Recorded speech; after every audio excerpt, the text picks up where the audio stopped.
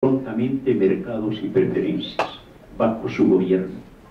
7 años duró en el poder aquel general y fue derrocado en 1977 por gentes de su propia caterva, deseosas de ganar también fortuna con el narcotráfico.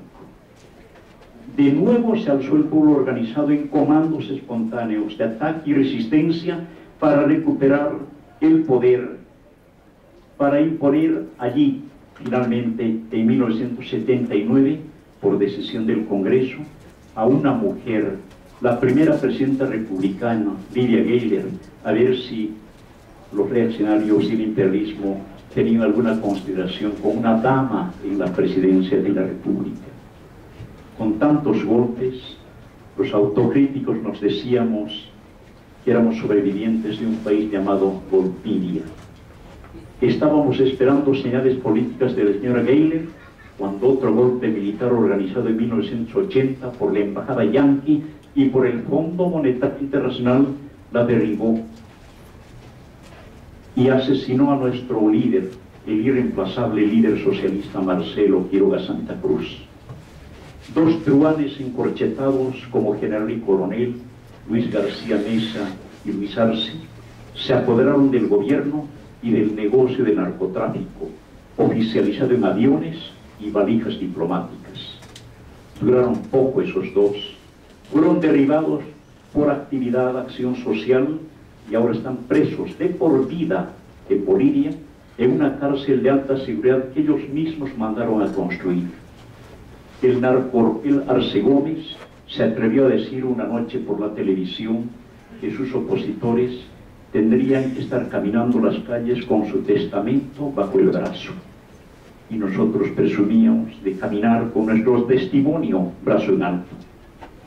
En 1982 fue restablecida la democracia con un hombre digno, el ya anciano Hernán Siles Suazo, uno de los gestores de aquel triunfo nacionalista de 1952 y también soldado raso de la guerra del Chaco. Con la restitución del ejercicio democrático, el imperialismo extrañamente tolerante nos impuso de inmediato las prácticas del neoliberalismo y las privatizaciones.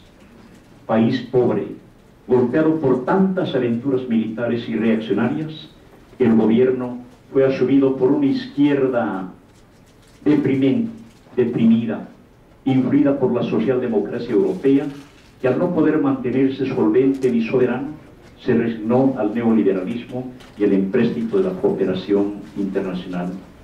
El MIR y luego el nacionalismo procedieron a subastar los recursos naturales a favor de los inversionistas extranjeros y en 1985 el petróleo y el gas pasaron a poder total de aquellas 12 transnacionales de las que les hablé. Todo fue rematado a los dueños del dinero: electricidad, agua, telecomunicaciones, minerales, aviones, ferrocarriles, bancos, todo lo perdimos. Pero de nuevo la gente, la protesta común se magnificó hasta grados de heroísmo para impedir el asentamiento neoliberal en nuestra voluntad y en nuestro territorio. Al empezar el nuevo siglo, ocurrió la Guerra del Agua. El pueblo cochabambino, alzado, expulsó a la transnacional europea que, sin decir agua va, elevó los precios de consumo de líquido elemento hasta el líquido de arroyos y ríos que los campesinos utilizaban para riego. Esa transnacional pretendió ponerle tarifa de consumo incluso al agua de la lluvia. Y no es mentira, hay una película testimoniando aquello. También La lluvia se llama la película. Ganó el pueblo de Cochabamba en las calles y la transnacional aquella se fue del país. En esas jornadas se hizo visible el movimiento campesino de producción agrícola con un joven líder llamado el Evo. A ese influjo, la gente se entregó a recuperar de nueva cuenta el control del gas. Lo hizo con toda imaginación posible, desde operativos comandos inesperados hasta acciones callejeras, irrupciones en mercados, escuelas y universidades, canciones, obras de teatro, pinturas, poesías, todo lo que sirviera para oponerse, para decir no. De esas novedosas jornadas rescatamos un algoritmo. El gas es un compuesto de etano, metano y butano que nos quieren quitar sutano, mingano y perengano. Pero no nos vamos a dejar palabra de boliviano. El 17 de octubre del año 2003 ocurrió la guerra del gas en el Alto de la ciudad de La Paz. En una sola tarde las tropas armadas mataron en las calles a 67 patriotas, la mayoría de ellos indígenas que salieron a defender el gas sin saber cómo iban a utilizar el gas, cómo iban a manejarlo, ni en qué los iba a beneficiar. La resistencia se agrandó y aquel presidente neoliberal Gonzalo Sánchez de Lozada, alias el Boni, abandonó el gobierno y escapó a Estados Unidos, donde radicará para siempre, porque en el país le espera la cárcel por la cantidad de muertos que su ejército causó esa fecha y en ese lugar. Tamaña victoria popular motivó al presidente inmediato, Carlos Mesa, a organizar un referéndum en abril de 2004 con esta pregunta: ¿está usted de acuerdo con la recuperación de todos los hidrocarburos en boca de pozo para el Estado boliviano? Obvio. Ganó el sí, claro que sí. Se convocaron elecciones ese mismo año y luego, en diciembre de 2005, cuando el candidato Evo Morales logró una contundente e inapelable victoria de 54%. El indígena asumió pues la presidencia democráticamente en enero de 2006 y su primer acto de gobierno fue nacionalizar el gas y los hidrocarburos, renacionalizar por tercera, por cuarta vez, mejor, por la cuarta vez, que esos recursos se recuperaron para la honra del país y la vida del pueblo. Miren ustedes nomás cuán fuerte y decisiva puede ser la democracia cuando se le ejerce a conciencia, cuando el voto es una granada de mano inapelable en las manos del pueblo. Tantas guerras, golpes, tragedia social y muerte sirvieron, claro que sí, para valorar la vida y apreciar la libertad, la soberanía y la democracia que ahora ejercemos y gozamos. Amigas, amigos, necesité contarles toda la historia del pasado siglo y lo que pasa en este, para que ustedes se acerquen a una filosofía y una praxis constante: la militancia en la patria. Mientras los pueblos mantienen viva su conciencia, su indignación y su capacidad de reacción para defender la vida, y si hay lucha, hay esperanza de victoria y hay futuro. Que nadie se salve solo, que todos se sientan pueblo. Juntos se puede cambiar la fatalidad. Ahora, con invocación al movimiento colectivo plural, traigo la palabra de Mario Benedetti, el gran poeta uruguayo. Benedetti vivió parte de su destierro político en Lima, trabajó en el diario Expreso, donde también estaba yo, exiliado, como él, y allí lo conocí y aprendí tanto de ese hombre maravilloso. Era el director de la revista cultural Semana de los domingos. Tomaré un poema emblemático de su nervio social, de su compromiso. El poema benedictiano se llama No te salves, texto que servirá para culminar esta mi intervención en la Huanca Azcapotzalco. Permítanme leerlo. No te salves, no te quedes inmóvil al borde del camino, no congeles el júbilo, no quieras con desgana, no te salves ahora ni nunca, no te salves, no te llenes de calma, no reserves del mundo solo un rincón tranquilo, no dejes caer los párpados pesados como juicios, no te quedes sin labios, no te duermas sin sueño, no te pienses sin sangre, no te juzgues sin tiempo. Pero si pese a todo no puedes evitarlo y congelas el júbilo y quieres con desgana y te salvas ahora y te llenas de calma y reservas del mundo solo un rincón tranquilo y dejas caer los párpados pesados como juicios y te secas sin labios y te duermes sin sueño y te juzgas sin tiempo y te quedas inmóvil al borde del camino y te salvas, entonces no te quedes conmigo. Gracias.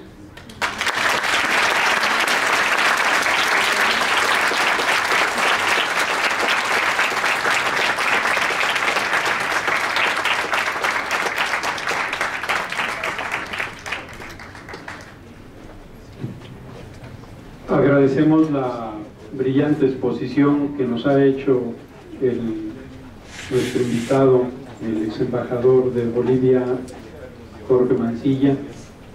Creo que ha hecho un largo recorrido por la historia de la lucha que el pueblo boliviano ha dado en la defensa de los recursos energéticos, y creo que eso es una enseñanza para el pueblo mexicano, puesto que pareciera ser que nosotros estamos entrando en un proceso del cual ellos están saliendo, y creo que es muy importante que podamos nosotros acercarnos a una visión de un pueblo hermano que ha compartido la misma lucha que casi todos los pueblos latinoamericanos hemos dado para defender nuestra soberanía, nuestra identidad, nuestros recursos.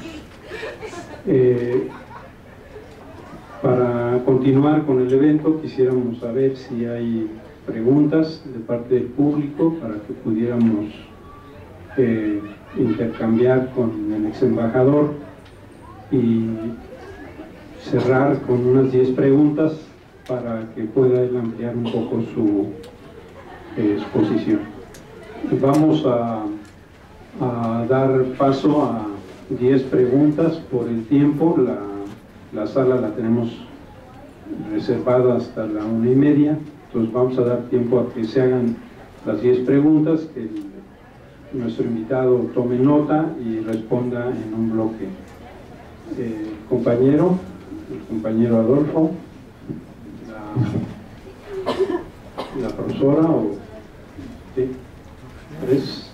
¿Quién más? Por favor, ¿hay alguien más para que de una vez el embajador tome la nota? Bueno, 3 preguntas nada más, y el compañero Daniel por acá, luego el compañero Adolfo y luego la maestra Lilia. Sí, buenas tardes, embajador, profesores.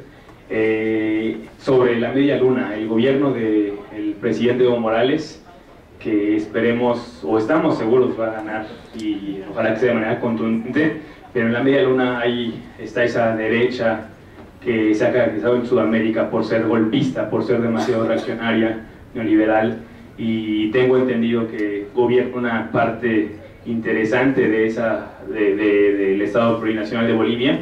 ¿Qué tanto se está como posicionando actualmente rumbo a las elecciones como para que sea un peligro real hacia la reelección del presidente Evo Morales? Y bueno, antes de acabar la pregunta, más bien aquí acaba la pregunta, pero no mencioné una parte que me gustaría que igual los que estuvieran convencidos de lo bueno que es un gobierno progresista como el de Evo Morales para América o Latinoamérica, que se sume a la campaña internacional de apoyo para la reelección, es el hashtag, a través del hashtag yo votaría por Evo, que lo chequen. Estaría bien si están convencidos de que hace falta algo acá en México, o de lo bien que hace un gobierno como el presidente hacia Bolivia, pues que se sumaran a través de algún mensaje, un argumento aquí nos dio una buena parte de argumentos sobre la energética, sobre la igualdad entre las diferentes, el pueblo boliviano, ¿no? Los avances que han habido, entonces si se pueden sumar estaría bastante bien. Esa es la pregunta y la invitación. Gracias. Adolfo, por favor. Doctor Adolfo. Coco, qué gusto tenerte de nuevo acá con nosotros, ¿no? Es un placer porque de esa manera le das continuidad a esa riqueza de la historia, esa riqueza para comprender efectivamente que los pueblos tienen que tener uno de sus pies en su raíz histórica, y una de las raíces históricas es la lucha permanente del pueblo. En ese sentido, la presencia del presidente Evo en la ONU hace unos días, y también del presidente Nicolás Maduro, reivindicaron, no solo en palabras, sino en los hechos, la construcción de una sociedad, una economía, donde el ser humano sea lo más importante. Y en ese sentido, el 9 de este mes, el presidente Evo Morales estuvo en la inauguración de la ampliación del gasoducto Villamontes en Tarija y lo refrendó en la ONU en este sentido, en términos de que el orden capitalista, ¿sí?, no es el marco en el cual se pueda garantizar un desarrollo humano integral. Igual, el presidente Maduro lo planteó. Mi pregunta y mi planteamiento central, para no incomodar a otros compañeros, en ese sentido, estamos en un ámbito universitario, donde las preguntas, las dudas, la sustanciación de las cuestiones es lo central, ¿no? Es lo siguiente: ¿cómo en este proyecto de nueva civilización que plantea el socialismo, del proyecto que desarrolla en los hechos el presidente Evo Morales y todos los bolivianos, ¿no?,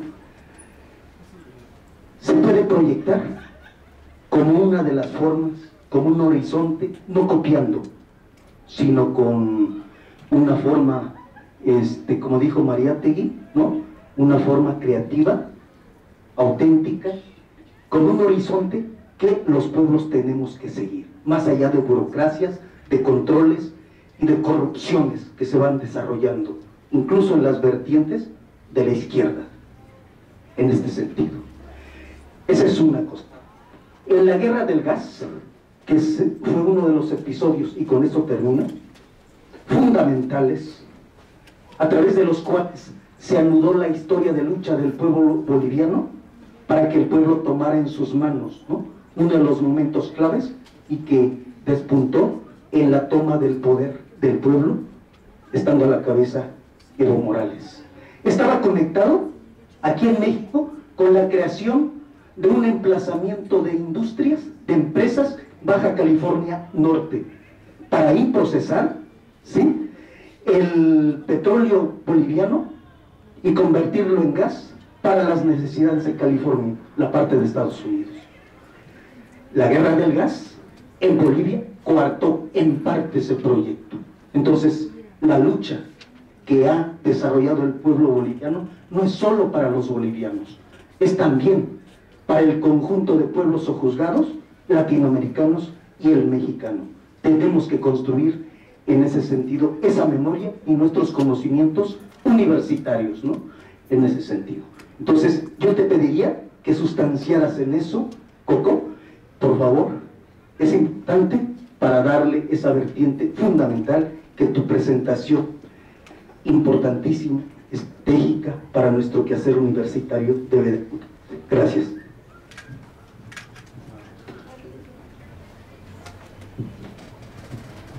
Buenas tardes a todos. Yo soy una visitante, soy maestra, doctora y lo que sea, soy egresada de la UNAM. Yo aquí vine a visitarlos y a escucharlo, doctor. Nota a mí en lo... ¿Se oye? Sí. En lo personal, como mexicana, me da tristeza y me da alegría. Me da tristeza porque veo mi país, a través de todos los años que ya llevo encima, desmoronándose verdaderamente en un colapso en todos los órdenes, educativo, de salud, etcétera, etcétera.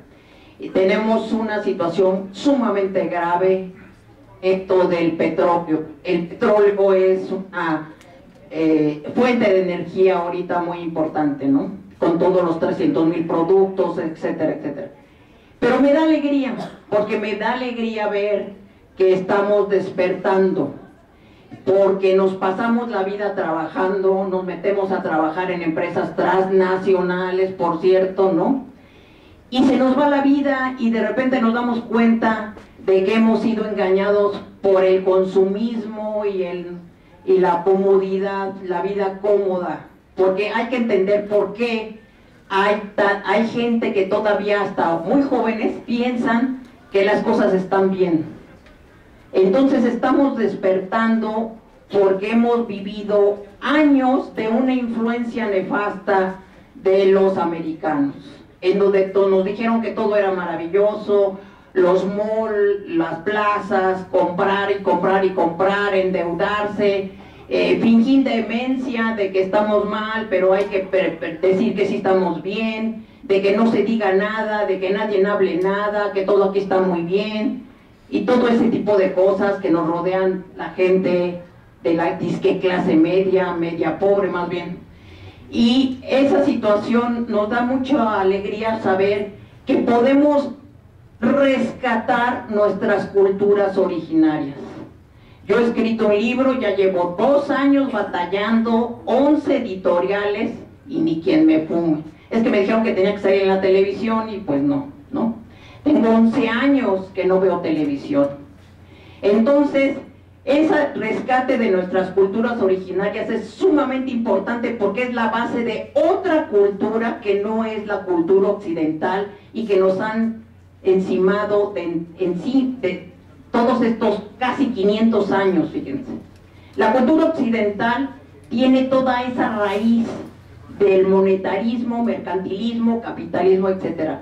Entonces mi pregunta es que ya que ustedes han logrado después de tanto sufrimiento, igual que aquí nuestro pueblo es muy sufrido, tener una esperanza de vida muy diferente, ¿cómo le van a hacer para continuar si acaso después Evo Morales ya no está? O sea, ¿cómo le van a dar continuidad? Porque nos pasó lo mismo con Cárdenas, ¿no? Ya no está. Le vamos a dar la palabra a nuestro amigo, invitado, para que responda a las preguntas que ustedes le han formulado.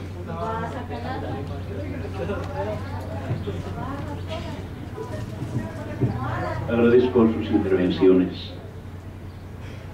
El compañero pregunta por la Media Luna. La Media Luna fue un proyecto separatista en Bolivia, organizado por la derecha, por la oligarquía de la zona oriental, la zona baja de Bolivia, Beni, Pando, Santa Cruz, un poco de Chuquisaca y otro poco de Tarija. Querían separarse, fracturar el país. Como dije ustedes, con el perdón, voy a repetir, querían partirnos la madre geografía.